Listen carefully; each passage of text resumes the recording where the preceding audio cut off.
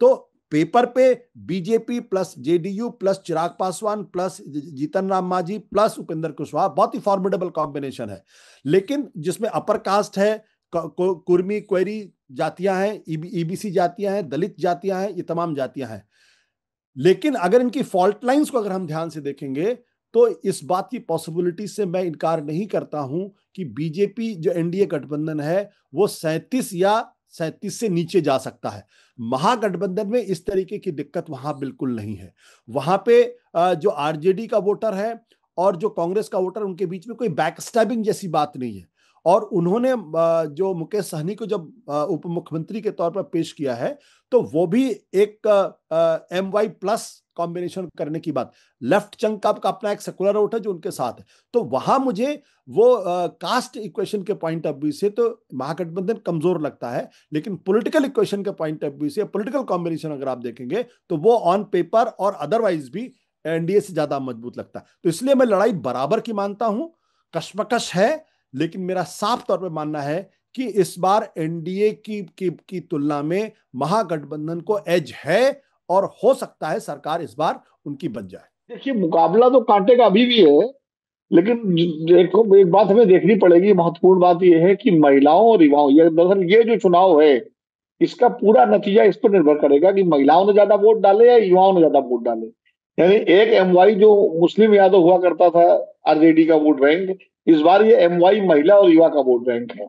अब महिलाओं के बारे में जहां तक है कि 10,000 रुपए की योजना और नीतीश कुमार जी के प्रति महिलाओं का आकर्षण और उनके प्रति जो है लगाव जो रहा है, जिस वजह से महिलाओं का वोट हमेशा नीतीश जी के पक्ष में पड़ता रहा है ज्यादातर, चाहे वो एनडीए के साथ रहे हो चाहे वो महागठबंधन के साथ रहे हो, महिलाओं का के बीच में उनका समर्थन रहा है। और इस बार भी लग रहा है कि महिलाओं का ज्यादा समर्थन उनको मिल रहा है।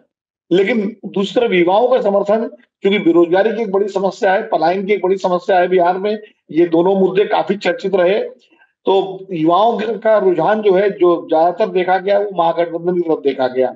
तो उसमें अब ये है, अगर युवा ज्यादा वोट डालते हैं तो महागठबंधन फायदे में रहेगा, अगर महिलाएं ज्यादा वोट डालती हैं तो महिलाएं तो उसका फायदा एनडीए को मिलेगा। जिस तरह पहले चरण के मतदान में देखा गया, महिलाओं की बड़ी बड़ी कतारें देखी गई, युवाओं ने भी काफी वोट डाला है, लेकिन उसको देख के लगता है कि अगर महिलाएं ज्यादा वोट डाल रही हैं तो कहीं ना कहीं थोड़ा सा एज इसका एनडीए का हो सकता है।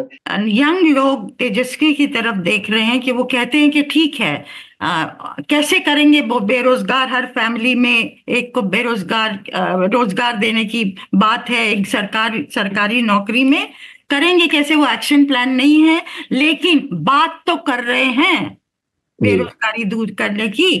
और इस बार इतने साल दूसरी साइड को देख लिया, इस बार इनको एक मौका तो दिया जाए, ऐसी भी आवाजें हैं तेजस्वी के प्रति। एक नया चेहरा सामने आ रहा है और मुस्लिम यादव तो जम के उनके साथ है। तो आप जो कह रहे हैं ना कि यूथ बट जाए, यस, जो चेंज चाह रहा है यूथ बट सकता है दोनों फॉर्मेशन में, और महिला सॉलिडली आ सकती है। हालांकि कास्ट वाइज भी रहेगा, ऐसा नहीं है। एक यादव महिला ने तो मुझे ये कहा कि नीतीश कुमार ने बहुत सुंदर काम किया है हमारे लिए, लेकिन हमको वोट तो टोले की, जहां टोला हमारा जाएगा वहां देना होगा।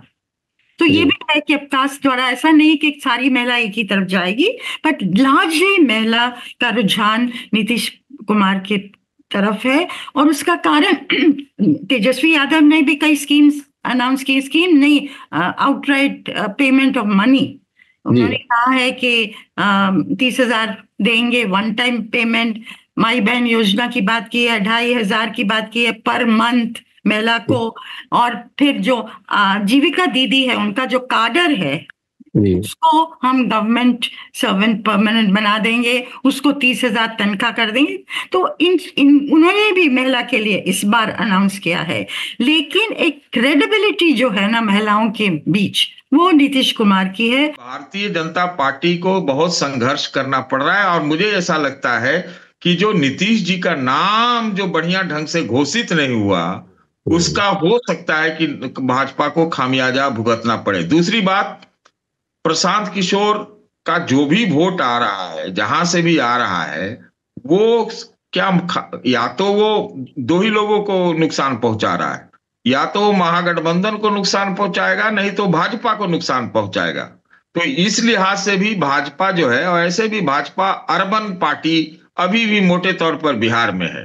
तो उस लिहाज से, और देखिए हम लोग ये भी जानते हैं कि बिहार में पिछड़ी जातियों की संख्या 80% से ऊपर है, 85 के लगवाता है। तो फिर भाजपा तो 80% के भीतर ही चुनाव लड़ती है ना, 80-20 वाले फॉर्मुलेशन में। तो जो अगर 80 में ये हाल है, तो भाजपा एकदम बहुत अच्छा करेगी, इसकी गुंजाइश कम लगती है मौजूदा परिस्थितियों में। मुझे लगता है कि पहले राउंड क्या, दूसरे राउंड तक भी ये नीतीश फैक्टर ही है जो एक्स फैक्टर है बिहार चुनाव का। और ये लड़ाई जो है दूसरे और तीसरे नंबर की है मेरे ख्याल से। अभी तो दूसरे और तीसरे नंबर में भाजपा ऊपर रहेगी या आरजेडी रहेगी, ज्यादा चांस आरजेडी के रहने का है। तो ये समझ सकते हैं। और दूसरा राउंड जो है वो थोड़ा आरजेडी को हमारे ख्याल से थोड़ा प्लस भी है। तो इसलिए वहां पर महागठबंधन या गठबंधन जो एनडीए का है, उसका पूरा हिसाब किताब उल्टा हो चुका है, और जो कि उल्टा हो ही अंत होगा इसका। इसलिए किसी भी सूरत में नीतीश ही फैक्टर है, चाहे इधर से चाहे उधर से। पूरे देश में जो सबसे ज्यादा मुखर चुनाव होता था, जनता जो सबसे ज्यादा प्रखरता के साथ में बोलती हुई दिखाई पड़ती थी, वो बिहार की जनता होती थी। इस बार ना उस तरीके का प्रचार है, ना उस तरीके का शोर है, ना उस तरीके का करंट कम से कम ऊपर दिखाई पड़ता है। वरना तो बिहार की आबो हवा में आते ही घुसते ही वो राजनीतिक जो करंट लगता है और एक अलग तरीके का जो यहाँ पर माहौल रहता था वो दिखाई पड़ता था। पर इस बार बड़ा सब साइलेंट है। और दिलचस्प बात है कि ये 2 दशक की बात है और बिहार में एक माना जा रहा है कि लोगों को लग रहा है कि एस्पिरेशंस भी जगी हैं कि हम अभी भी सबसे पीछे क्यों हैं, सब कुछ है। लेकिन दिलचस्प बात है कि नीतीश कुमार को लेकर कहीं पर कोई, जिसको बोलते हैं कि एंटी इनकम्बेंसी जैसा कोई माहौल नहीं दिखाई पड़ा, सत्ता विरोधी लहर जैसी कोई चीज नहीं दिखाई पड़ रही है। लेकिन ये इससे मान लेना कि चुनाव एनडीए के लिए पूरी तरीके से वॉक ओवर हो गया है और बहुत आराम से राष्ट्रीय जनतांत्रिक गठबंधन जीतने जा रहा है। महागठबंधन में तमाम समस्याएं हैं, कांग्रेस के टिकटों को लेकर दिक्कत हुई, बहुत कुछ हुआ। लेकिन इसके बाद भी जमीन पर चुनाव जब वोटर साइलेंट होता है तो कई बार नतीजे पढ़ पाना तमाम राजनीतिक पंडितों के लिए भी संभव नहीं होता है। यहां पर घूमने के बाद एक चीज समझ में आई कि इस बार लोगों ने पहले से बहुत कुछ तय कर रखा है। फ्लोटिंग वोट ऐसा लगता नहीं कि बहुत ज्यादा होने वाला है, क्योंकि आमतौर पे जब बहुत बड़ा अभियान चलता है, जैसे प्रधानमंत्री नरेंद्र मोदी की चाहे रोड शो ले ले या योगी आदित्यनाथ आए यहाँ पर भारतीय जनता पार्टी की तरफ से, उन्होंने फिर बटोगे कटोगे और अप्पू पप्पू टप्पू टाइप की चीजें सर कही।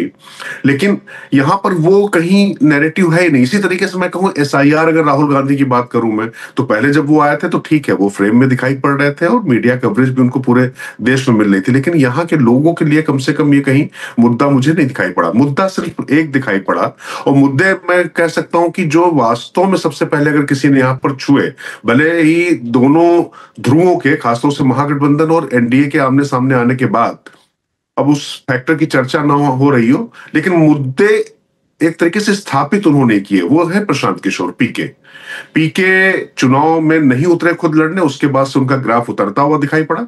लेकिन ऐसी कोई असेंबली सेगमेंट में करीब 7 असेंबली सेगमेंट जो बहुत महत्वपूर्ण है, चाहे राघोपुर हो, चाहे इधर आप तेज प्रताप वाला हो, पटना के लगभग सभी सीटों पे गया, थोड़ा आगे भी गया। मतलब किसी भी यूथ से बात हो रही, लोगों से बात हो रही है, तो वो ये तो कह रहे हैं कि प्रशांत किशोर मुद्दे अच्छे उठा रहे हैं, वो बात कर रहे हैं। हाँ, लोग कहना कि नहीं, लेकिन उनको जीत तो नहीं पाएंगे ना, ये भी नहीं हो पाएगा, वो भी नहीं हो पाएगा। पर ये सर एक फैक्टर है। तो अब ऐसी स्थिति में पढ़ पाना कि चुनाव किस तरफ जा रहा है, पूरी तरफ से ऐसा लगता है कि एज है, क्योंकि नीतीश कुमार के खिलाफ कोई ऐसी एंटी इनकम्बेंसी नहीं दिखाई पड़ी, बल्कि उनके प्रति एक करुणा का भाव दिखाई पड़ रहा है, कि एक कृतज्ञता का भाव दिखाई पड़ रहा है बहुत से वर्ग में, कि शायद उनका आखिरी चुनाव है।